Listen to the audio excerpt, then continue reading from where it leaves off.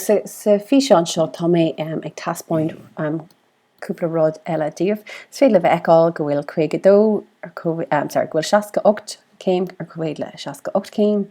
Dibríad mar amach cadé a bhí an tríú uileán an seo agus so simíomar an 60 agus 68 agus thugam mar éis sin ó 1 agus tá 52 céim fágtha, so sé sin 52. So mar sin then táid obalta a rá go bhfuil sé seo 52 sé sin 68 agus caiith go bhfuil sé sin 60.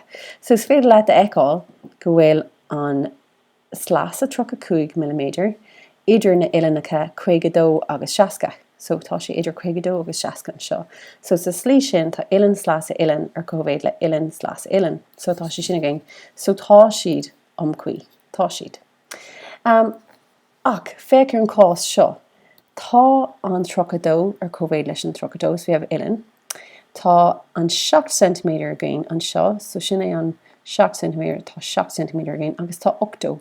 Ach féic, níl an 8, níl an 7 cm mar in san oid céine le gach tríntáin.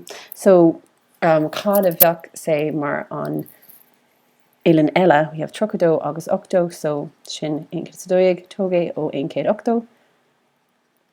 Agus tá 68 céim agat an sin. 68 céim an seo. So is féidir le a eáil go bhfuil an 7 idir an 32 agus an 8 an seo, but níl sé idir an 32 agus an 8 an sin. Tá sé idir 8 agus an 68. So níl siad cuí an sin. So sin ceist a chathair.